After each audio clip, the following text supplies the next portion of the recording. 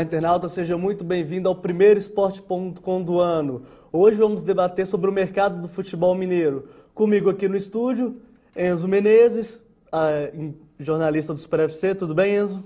Bom, Leandro. Bom, Cândido. Boa tarde, pessoal de casa.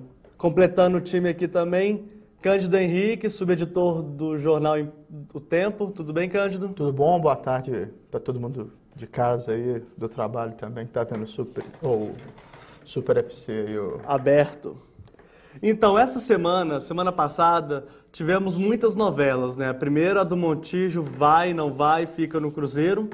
E também da novela Daniel Carvalho, Pierre, que foi concluída ontem. O que você acha disso, Enzo? Essa permanência do Montijo no Cruzeiro, pelo menos por enquanto? Pois é, o Montijo, eu acho que o que aconteceu ali foi uma inversão dos fatores, né? Antes de conversar com o presidente do clube, com o seu empresário ali no meio privado, ele primeiro divulgou uma nota dizendo sobre a excelente proposta salarial que o Corinthians fez, que ninguém tem condição de bancar, para depois discutir com o clube. Então, quer dizer, eu acho que aí houve uma inversão, e ele foi mal assessorado nisso, porque se criou uma polêmica para a torcida, para a imprensa, que isso pode queimar o jogador. Porque se o Montijo fica e não apresenta aquele futebol que a torcida se acostumou a ver, vão cobrá-lo, ele não está querendo jogar por causa do salário. Por outro lado, se ele sai dessa forma abrupta, a cobrança vai toda em cima do presidente, que bancou o jogador, que falou que o jogador não sairia. Enfim, ficou uma novela ainda não resolvida. A gente ainda não sabe o destino do Montijo nesse ano. Mas por enquanto é do Cruzeiro, está treinando. E vai continuar assim até resolver a situação. Até que se resolva. Lembrando aos internautas que vocês podem mandar suas perguntas para que eu, o Cândido e o Enzo respondam. E você, Cândido, o que você acha dessa novela que tem fim, não tem fim? A questão é muito que o Enzo comentou mesmo. É uma questão muito mais da filosofia como está sendo trabalhada. A postura do Montijo, a postura do Sérgio, procurador dele, diante dessa negociação com o Corinthians e o Cruzeiro, né? O Corinthians também tem a postura que já é conhecida dessa diretoria do Corinthians, que é de procurar primeiro o atleta, seduzir o atleta, aumentando o salário do atleta, para abaixar a oferta do clube do atleta, no caso o Cruzeiro, né? Mas isso cai muito também, essa questão Montijo, Cruzeiro e Corinthians, eu acho que vem de uma discussão, de um reflexo anterior, de uma discussão que foi travada lá em junho, julho, quando os clubes começaram a negociar os direitos de transmissão. Sim. Eu acho que o Cruzeiro é a primeira vítima dessa negociação dos direitos de transmissão e do poder de barganha, o poder de oferta do Corinthians, que é quase o dobro, pegando apenas o direito de transmissão. E sem esquecer que o patrocínio do Corinthians é maior, o marketing do Corinthians rende mais dinheiro para o Corinthians. O poder econômico do Estado de São Paulo é maior também, exatamente, né? Então o Cruzeiro está sendo vítima disso, de uma negociação que, em primeiro momento, pareceu muito boa por números absolutos, mas que comparado a Corinthians e Flamengo, mostra-se uma distância muito grande. E o Corinthians trabalha muito a distância grande dele para esses outros times. Sim. Então o Cruzeiro está sofrendo isso agora com a sedução do Montijo. Aí tem uma outra discussão, que é a ética, que foi o que o Enzo falou. Não deveria ter sido feito da forma como o Montijo e o seu procurador porque na verdade o que especula-se na imprensa é que, a gente não tem aqui que ficar falando valores, mas que o Corinthians, na verdade, mais do que dobrou o salário do... 7 vezes maior. Muito maior que o salário do Montijo atualmente, sendo que as luvas também seriam uma grana alta para ele poder assinar. E com isso, a gente tem uma pergunta aqui, Enzo, do Geraldo Mendes. Ele pergunta para você o seguinte: você é a favor da venda pelo motivo que você falou, a venda do Montijo? Pois olhando pelo lado do Cruzeiro, o Cruzeiro fez uma pedida muito alta, realmente fora da realidade brasileira, e está nos seus direitos de não liberar o jogador. Só que se o Montijo bater o pé, falar que sai, e o Cruzeiro também falar que não vende, como é que vai ficar um jogador insatisfeito? Tem que ver como que o Cruzeiro vai conseguir tratar isso com o Montijo motivá-lo se ele ficar aqui, porque também se ele não sai agora, o futebol cai e depois não vai aparecer uma oferta perto disso, o Cruzeiro também perde com isso 2 vezes, pelo valor e pelo jogador, né?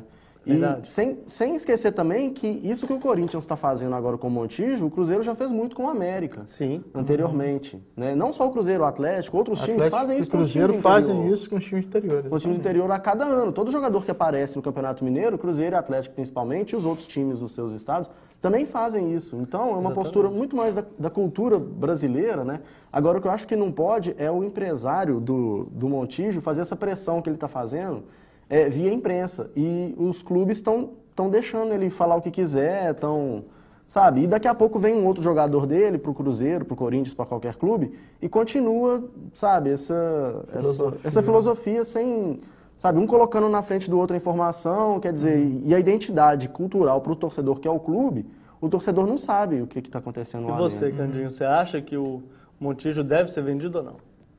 Bom, é complicado falar. Vamos pegar por 2 pontos, né? No ponto financeiro, né, do clube, talvez seja a hora mesmo de vender um jogador como o Montijo, porque a gente não sabe. Uma opinião minha é que ele já chegou no ápice dele, não vai conseguir jogar mais do que isso. Propostas boas também para jogadores com uma idade avançada, tipo, avançada assim, 27, 28 anos, da Europa é difícil. Essa é a proposta do Corinthians mesmo, é uma proposta europeia pelo jogador. Exatamente. O Vargas saiu por menos que isso da universidade. Então, assim, a proposta é muito boa, até mesmo a proposta do Corinthians. No entanto, tem também a questão do Gilvan, de começo de trabalho. Acho que ele pensa muito nisso, de mostrar também a postura dele perante o clube que ele está dirigindo. Então, acho que a manutenção do Montijo está muito mais ligada ao que o Gilvan quer passar para o clube, para os torcedores, para os conselheiros, do que realmente uma necessidade do Cruzeiro vender. Eu entendo completamente a postura do Gilvan. Eu acho que ele quer mostrar o braço forte, quer mostrar quem manda ali dentro. Tem essa questão também de que ele, como ele foi apoiado pelo Zé Perrella, ele ia manter mais ou menos um estilo... Mesma filosofia de trabalho. Uma filosofia de trabalho parecida. Então ele está querendo mostrar também com essa atitude que ele tem a filosofia Gilvan de trabalhar. Então eu acho que estamos aí vendo um confronto da ideia do Zé Perrella, como ele trabalhava, que não era de toda... Era uma ideia de que ele ganhava dinheiro para montar um time. Sim. E agora uma ideia nova do Gilvan de querer manter um ídolo como Montijo. É uma filosofia bem diferente, porque o que o torcedor do Cruzeiro estava acostumado a ver é seus ídolos sempre indo embora, né? Cândido e Enzo. Só que nessa situação... embora e sendo colocados outros também. Sim. Obviamente. Sendo que, nesse caso, eu acho que eu venderia, se eu tivesse na pele do Gilvan, eu venderia o Montijo se fosse para um clube da Europa. Por que eu estou falando isso? Pelo aspecto mais competitivo mesmo. Porque meias de ligação hoje são raros no futebol.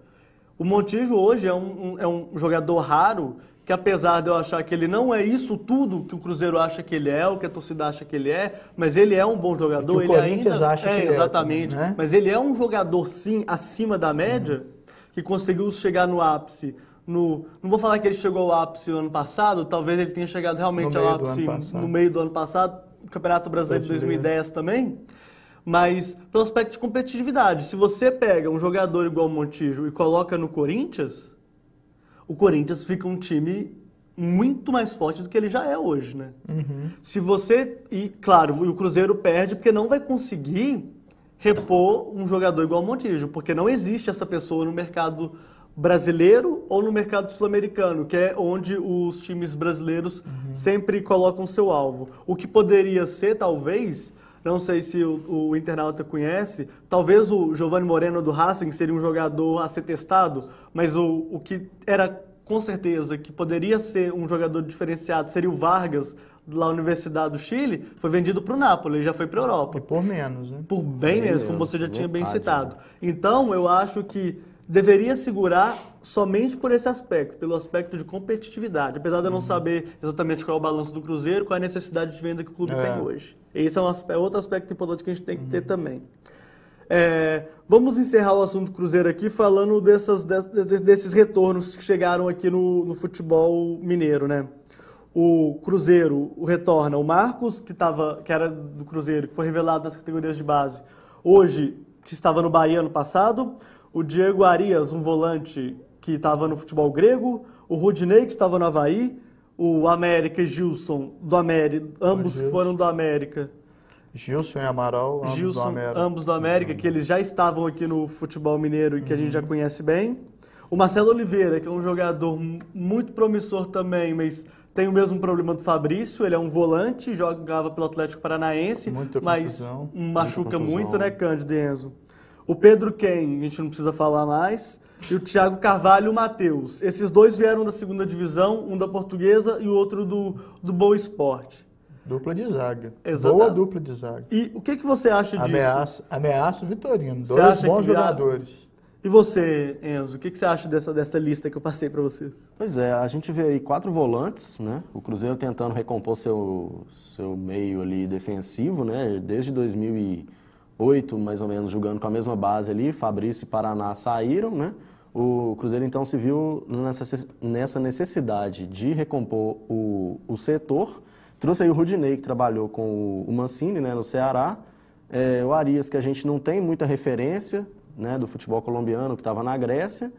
E como vocês falaram, o Marcelo Oliveira, promissor, mas com muitos problemas de contusões, não estourou, né, ainda. E 2 bons zagueiros. Claro que a realidade da Série B é diferente, mas ambos foram considerados os melhores zagueiros da competição. Né? A gente sabe da dificuldade também que é a Série B, então são jogadores que têm que mostrar a sua qualidade para conquistar o seu espaço. Né? Agora, a grande preocupação do Cruzeirense é em relação ao ataque, que sofreu muito no ano passado, principalmente no fim do ano, e até agora a gente não tem confirmados, né, reforços. Na verdade, o grande reforço do Cruzeiro é o retorno do Alisson. Né? É o retorno do Alisson, de contusão, que a gente tem que ver como que vai voltar também. Uma contusão no tornozelo, que é uma contusão complicada, né? Que muito tempo parado, cerca de 6, 7 meses, né? Então, é um jogador bom, pedra preciosa mesmo, estava sendo lapidada, que tinha conseguido, que foi o artilheiro da Libertadores do ano passado, mas que uma contusão desse tipo pode causar uma recaída. Esse início de ano, eu acho, a torcida do Cruzeiro tem que ter muita paciência. Assim. Vai ser difícil. Se não for difícil, vai ser um caso excepcional. Vai ser difícil, porque o clube está remontando a defesa, está remontando a cabeça de área, os volantes, contratou outros volantes, vão ser outros volantes do time do Cruzeiro. Aquele meio lá, Fabrício, Marquinhos, Paraná, do time foi embora. Henrique, isso tudo não existe mais. O Wagner Mancini vai fazer um outro time.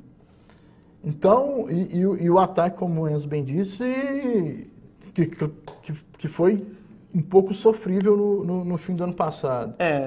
Então, assim, é um ano de reformulação, é um ano de mudança totalmente do Cruzeiro. Então, é preciso ter um pouco de paciência. Eu acredito que vai ser um pouco diferente do que a gente viu o Cruzeiro nessa última década, assim, arrasador no Campeonato Mineiro. Que chegava lá em Teófilo Otoni, metia 5 no América de Teófilo Otoni. Recebia aqui o Democrata, ia lá, metia 7. Eu acho que esse ano o Campeonato Mineiro vai estar muito mais equilibrado por conta do Cruzeiro estar montando um time. O que há muito tempo ele não fazia, porque mantinha a base ali do meio campo sempre. Só para encerrar o assunto Cruzeiro, o Oswaldo precisa da documentação dele, é o que o Guilherme Guimarães, nosso repórter Super FC, falou. Precisa dessa documentação para fechar. Esse acerto deve acontecer ao longo dessa semana. E vamos ver o que vai acontecer também. Com o Walter, jogador do Porto, está praticamente acertado também, né? O Walter, quando ele surgiu no Inter, era um grande jogador, teve alguns problemas familiares, não se firmou em Portugal. Para mim, seria um grande reforço, tá para ser confirmado aí. O problema é que ele já chegou no aeroporto, quando veio fazer exames no Cruzeiro, falando em jogar esse ano para voltar no fim do ano para a Europa. Exatamente. Então, um jogador com essa cabeça, mesmo que seja um bom jogador... Não é a filosofia que parece que o time está querendo, né? O clube está querendo hoje. Então, tem que ver isso.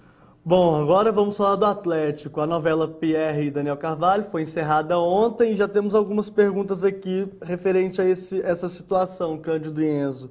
Enzo, primeira pergunta para você.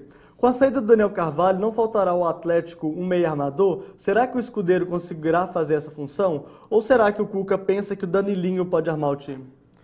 Pois é, o Cuca vai ter que trabalhar bastante seu time nessa questão da armação, porque demorou um tempo para conseguir achar essa solução com o Daniel Carvalho, que mesmo assim não era um jogador que teve uma regularidade, né? Ele teve participações muito importantes, entrava, fazia gol, tinha bons jogos, mas não tinha aquela sequência que dava tranquilidade.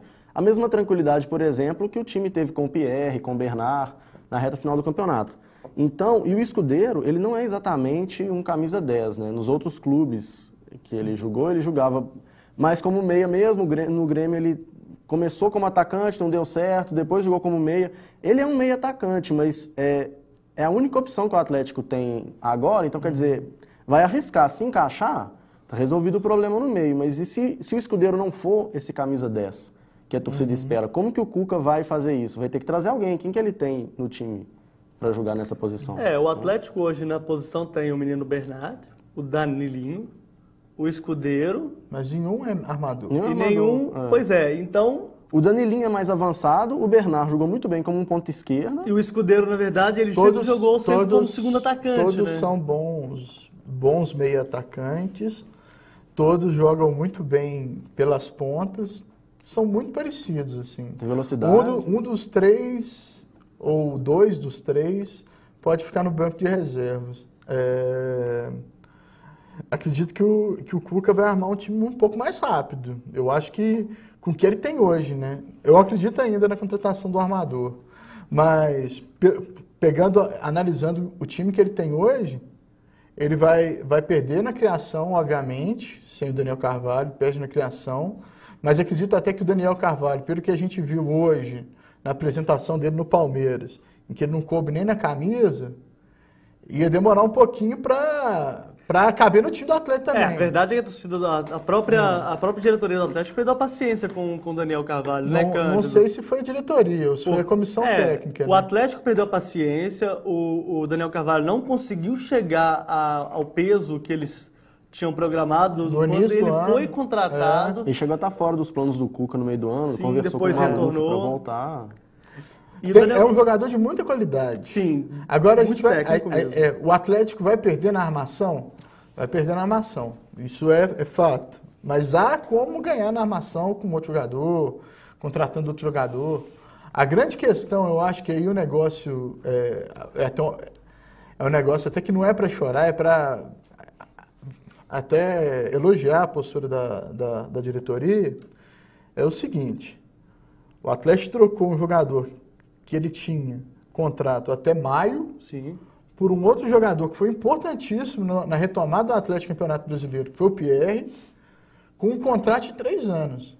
Então, eu acho que na balança final, né, colocando o peso de um e do outro... Sem ironizar o Daniel Carvalho, obviamente. Não, ou ironizando também. O Pierre foi mais importante para o Atlético na reta final, equilibrando um pouco a defesa que sofria muito gol, que o Daniel Carvalho. Então, eu acredito que o Atlético pesou muito isso. E acho que se deu bem nessa negociação. E Enzo, o Danilinho está retornando ao Atlético depois de longas temporadas no futebol mexicano. 4. Muito boas temporadas. O futebol mexicano não é aquele campeonato que a gente considera top e tal. Ele está abaixo, obviamente, do campeonato brasileiro, mas hoje ele é mais forte que o campeonato argentino, por exemplo, né? O que você acha do retorno do Danilinho ao time do Atlético? A gente viu na apresentação dele ontem, o Maluf até brincando, que ele é o jogador de empréstimo mais caro da história do Atlético, né? Que custou 1 milhão pelo empréstimo dele. Eu acho que ele é um atacante, né? Contar com o Danilinho para armação, para o meio ali, eu acho que não vai funcionar. No ataque, ele pode ter um ganho, sim, em velocidade, né, em finalização. Temos que ver qual Danilinho vai voltar, né, comparando com aquele da primeira passagem ao Atlético. Vamos ver como é que esse futebol mexicano fez a ele, né, porque foram boas temporadas lá, mas como que é, por exemplo, a programação de treinos no México, como que ele está acostumado, ele fisicamente, né, que sempre esbanjou em velocidade, como que ele vai voltar? São essas questões que devem ser respondidas. E ele evoluiu fisicamente falando, né? Ele está mais forte do que ele estava, né? Do que antes, né? E pode ser também aquela solução pro ataque do Atlético de ter um jogador de segurança também, né? Como um segundo atacante, que o Atlético não conseguiu isso em 2010. Eu acho em que 2011. Pegando um pouco o Danilinho, acho que o Danilinho veio mais como uma contratação de oportunidade do que aquela contratação pedida pelo Cuca. Isso aí, o Danilinho teve os problemas dele lá no México, problemas com a polícia até e tudo mais, com a justiça, e apareceu a oportunidade, o Atlético, perguntaram para o Atlético se gostaria de ficar com o jogador, ele voltaria, acho que para o Brasil de qualquer forma, o Atlético preferiu apostar num jogador que já tem identidade com o clube e tudo mais. Com certeza. Então, acho que o Cuca mesmo não sabe ainda o que ele vai fazer com o Danilinho. Mas eu acredito que é um jogador importante, claro, bem-vindo. Lembrando que o Danilinho ele foi campeão mexicano com o Tigres na última temporada e ele jogou muito bem também pelos Jaguares, né? Tanto que chegou a classificar o time dos Jaguares pela primeira vez na história na Taça Libertadores. E jogou a Taça Libertadores em 2010, não é isso? 2010. O Jaguares jogou a Libertadores em 2010. E mais umas perguntas aqui. O Leandro Augusto, meu xará aqui de Contagem, ele pergunta o seguinte: vocês acham que seria bem melhor trocar o Pierre pelo Richarlison do que pelo Daniel Carvalho? Ele agradece também as participações aqui dos internautas. Não, é difícil de responder. Até porque o Richarlison a gente viu a torcida palmeirense, conselheiros, né, pressionando o presidente, né? Quando se aventou a possibilidade do Richarlison ser envolvido nessa troca, o presidente do Palmeiras afirmou que via com bons olhos isso. No jantar de fim de ano do Palmeiras, a torcida invadiu lá o restaurante, falando que não queria o Richarlison. O Palmeiras, a gente sabe como é que é um clube sempre com crises, com desmandos internos, enfim. Antes de começar a negociação, já não tinha um clima bom. Então, o Palmeiras aí já matou a negociação. Agora, em campo, a gente não consegue responder, né? Porque... Pegando um pouco o que disse o Maluf ontem, de que o Cuca quer montar um elenco mais polivalente, um elenco que jogue mais, com jogadores que joguem mais de uma posição, pensando com essa afirmação do Maluf. Acredito que o Cuca pensa que o Richarlison seria mais útil para o Atlético que o Daniel Carvalho. Pode jogar na lateral esquerda, pode jogar às vezes na lateral direita, volante, pode fazer um falso zagueiro. Ser um pouco mais, ele tem mais utilidade ao time do que o do Daniel Carvalho. Pensando com a cabeça, com a sentença lá do Maluf, o Atlético fez certo em liberar o Daniel Carvalho em troca do Pierre por conta disso. O Ernesto, de Divinópolis, ele faz a seguinte colocação: sabemos que o plantel do Atlético é medíocre, vide Campeonato Brasileiro. Continuam contratando jogadores que não reforçam em nada esse time. A solução é, a longo prazo, fortalecer suas categorias de base? Será mais um ano perdido? Por favor, Enzo. A diretoria do Atlético esse ano mudou a postura de contratações, né? Antes trazia 20 e poucos jogadores, 8, 9, 10 logo no começo do ano. Esse ano fez contratações pontuais. A gente viu de experiências passadas, trouxe Diego Souza para resolver o problema, não resolveu. Então, quer dizer, agora são reforços muito mais pontuais, onde o Cuca avalia a necessidade de reforçar o time. O que só em campo a gente vai saber a resposta é se esse time vai funcionar esse ano, tendo a base do ano passado, porque ano passado o Cuca resolveu o problema do time no meio do ano, só que foi um time que lutou o ano inteiro brigando para fugir da zona de rebaixamento. Fez até o segundo turno razoável. Um bom segundo turno, muito bom, né? Melhor defesa, enfim. Invicto em casa. Só que no primeiro turno, com praticamente o mesmo time, não funcionou. Então, fica a pergunta, será que era hora da diretoria tentar mais contratações ou realmente foi legal trazer só 2, 3 nomes para encaixar ali onde o Cuca precisa? Porque, por exemplo, no gol, a torcida desconfia ainda do Renan, nas laterais, não tem uma segurança, esse armador fica essa questão, o ataque, como é que vai se portar, né? Quer dizer, com Guilherme, André, que em tese são bons nomes, mas não se firmaram. Então, o Cuca que vai dar essa resposta pra gente, né? Então, agora, a questão da categoria de base, você não vale apostar na categoria de base e tudo mais, é uma questão simples também, né? A torcida tem que saber se ela quer se ela aguenta segurar mais um time por 2, 3, 4 anos aí brigando contra o rebaixamento também. Isso tem que ser se o Atlético chegar à conclusão, falar, não, a gente vamos parar de trazer barca, vamos apostar na categoria de base. A torcida tem que deixar a torcida então ciente, e a torcida também tem que aceitar essa realidade do clube. Que a gente vai investir assim. A gente vai participar do campeonato, tentar continuar a primeira divisão. Eu acho que a grande questão, o grande desafio de um dirigente do Atlético é justamente essa, assim. Existe um problema de filosofia dentro do clube, de revelação de jogador da base? Existe. Claro. Isso aí é claro, óbvio. Como existe também a questão de que muito atleta que é revelado na base é queimado pela falta de paciência de um clube que não ganha nada, não ganha um título a nível nacional há 40 anos.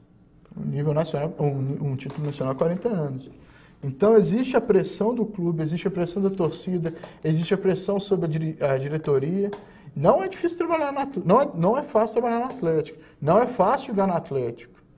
A pressão aqui vai ser muito grande. Lembrando que o Independência está de volta. A pressão é sempre muito grande. E o Atlético tem feito boas apostas na base, né? O Felipe Souto, o Bernard, o próprio Renan Ribeiro, que é muito cobrado pela torcida, é um bom goleiro, só que toda falha, todo gol dele é dimensionado como se fosse o pior do time. E tem que lembrar também que a situação em que o Renan Ribeiro entrou no time era a mais complicada possível para um jogador da idade dele entrar, né? E ele passando por problemas pessoais, com a irmã doente. Exatamente, e com o time sendo rebaixado para a segunda divisão. E conseguiu segurar, e agora um gol dele, aquele gol do Adriano, por exemplo. Né? Mas aí o Atlético tem que externar isso aí. Ó. Nós estamos apostando num menino jovem, num goleiro jovem, porque a gente acredita que no Brasil não existe um outro goleiro à altura que eu acredito que o Renan Ribeiro vai falhar, mas ele vai crescer bastante com essas falhas e tudo mais. A gente aposta no goleiro. Agora, isso vai dar até confiança para o jogador, né? Isso tem que partir de cima, entendeu? Não pode simplesmente colocá-lo lá e vem um goleiro de fora e coloca. É preciso ter uma conversa. Eu acho que a diretoria conversa pouco entre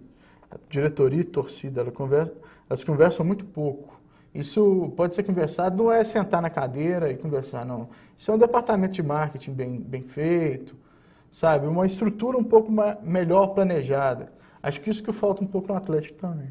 Só para encerrar aqui o Sport.com desta terça-feira, os jogadores que entraram no Atlético, que estão entrando no Atlético nessa temporada. O Pierre, que já estava no clube, vai continuar por mais 3 anos, uma negociação com o Daniel Carvalho com o Palmeiras. O Escudeiro, que estava no Grêmio, mas ele pertence ao Boca. O Danilinho, que estava no Tigres, por empréstimo. O Leandro Donizete, um bom volante que veio do Curitiba, que bem disse o Candinho para ele, a melhor contratação do Atlético até então. O Nicão, que retorna ao clube depois de uma boa temporada no Bahia. E o Marcos Rocha, lateral direito, que estava no América, que não teve oportunidade no Atlético quando ele estava vestindo a camisa do clube. Então, o Atlético realmente mudou a política de contratação, de fato contratou apenas 3 jogadores aqui da lista da temporada 2012. Eu posso falar só uma questão da mudança de filosofia? Claro. A mudança de filosofia não está só no número de atletas, não. Também está no perfil dos atletas. Sim. O Atlético contratou Diego Souza, que estava 1 ano parado. Daniel Carvalho, que estava muito tempo parado. E agora trouxe jogadores que estavam jogando. O Leandro Donizete era titular do Curitiba. O Danilinho era titular do Tigres. O Escudeiro era titular do Grêmio na reta final. O Marcos Rocha, melhor jogador do América. Uhum. Então, assim, são jogadores que estavam jogando. Sim. Eu acho que esse é o maior alento assim, da mudança de filosofia. A gente tem que esperar agora o Atlético se readaptar a essa condição de poucas contratações, ver o que vai acontecer. O Campeonato Mineiro começa agora no final de janeiro. Cruzeiro e Atlético, obviamente, são os grandes favoritos à conquista do Começa para o Atlético no final de janeiro. Exatamente, né? O Cruzeiro só começa em fevereiro. E para vocês, como será, para a gente encerrar o programa, para você, Enzo, como será a temporada de Cruzeiro e Atlético no ano? O que você acha? O que você espera? É um grande desafio para o Cuca começar o trabalho. Ele falava no fim do ano que ele sempre pega o time desandando, tem que salvar, já foi pela quarta, quinta vez que ele consegue isso. E agora no Atlético ele começa um trabalho. Então é uma aposta da diretoria, quer dizer, uma aposta não, um voto de confiança pelo que ele já fez. Ano passado ele começou a temporada no Cruzeiro também, o time acabou desandando na Libertadores, ele saiu, então agora no Atlético ele tem a grande chance de poder montar um time com a cara dele. O Wagner Mancini, a mesma coisa. Ele chegou para resolver um problema que já vinha de troca de 3, 4 técnicos durante o ano. Ele tem a chance de montar um time para ele, né, comandar agora no começo, só que ele tem muita desconfiança da torcida ainda. O Cuca tem o apoio da torcida. Então o Wagner Mancini também precisa ainda conquistar a torcida, além dessa reformulação toda. Como o Cândido falou, que o Campeonato Mineiro, os times Cruzeiro e Atlético, principalmente o Cruzeiro, não vai ter essa facilidade toda dos últimos anos, por essa remontagem do clube, que passa por essa confiança que o Mancini vai ter também para trabalhar. E você, Cândido, o que você o Cruzeiro é aquilo que eu falei, é um ano de recomeço, é um ano que acredito que vai ser um pouco mais difícil esse começo de ano para o Cruzeiro. Vai ser complicado passar pela Copa do Brasil, vai ser complicado passar pelo Campeonato Mineiro.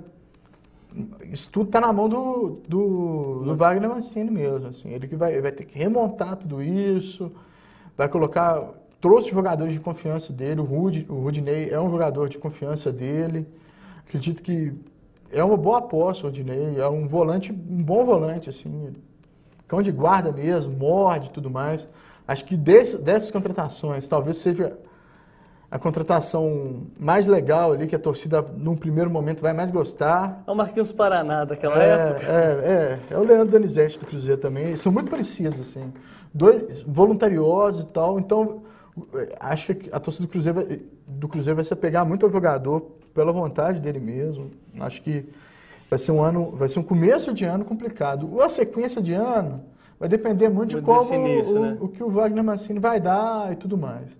No Atlético, eu acho que começa o ano, acho que um pouco menos com o apoio da torcida. Acho que a torcida vai entrar tá receosa com o time. O 6-1 foi um resultado que a torcida não gostou por N motivos. Primeiro, pelo resultado em si, muito grande. Segundo, porque uma vitória rebaixaria o Cruzeiro. Ia aumentar um pouco a autoestima. Então, acho que o Atlético também entra com a torcida com o pé no freio. Assim. Mas o Atlético está em um outro processo. O 6-1 não mudou o que a diretoria tinha feito. Tinha programado depois do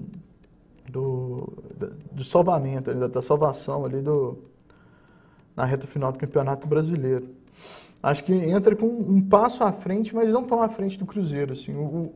O passo à frente do Atlético, que pode contar lá no Campeonato Mineiro, na final, é um time titular, que ele já tem mais ou menos uma base já feita ali. O goleiro, os zagueiros, os volantes e até mesmo os atacantes. Mas só isso, tudo mais. E o América entra num ano que a torcida espera muito, né? Exatamente. Que é o ano do centenário e tudo mais. Então, tá jogado aí. Eu acredito num Campeonato Mineiro muito equilibrado, cara. Muito equilibrado. Com o time do interior chegando bem. O Boa talvez vai sofrer um pouco, porque muita gente saiu fora. Exatamente. O Jackson saiu fora, o Ramon saiu fora. Muita gente... Então, acho que o Boa vai sofrer um pouquinho. O América também vai sofrer um pouquinho. O Tupi pode ser uma surpresa aí. Então, eu estou acreditando no campeonato equilibrado demais. Assim. Agora esse ano resta para nós, da imprensa, trabalhar e para vocês, internautas, torcerem muito, viu? Gostaria de agradecer aqui para o Enzo Menezes. Muito obrigado, Enzo, sempre bem-vindo aqui. Obrigado pelo convite. Vamos lá, mais um ano, acompanhando os mineiros aí. Obrigado, Cândido. É sempre um prazer tê-lo aqui também. Valeu. Obrigadão a vocês também por escutar tudo isso que a gente falou aqui. Então é isso, internauta. Muito obrigado e na segunda-feira voltamos com força total em 2012.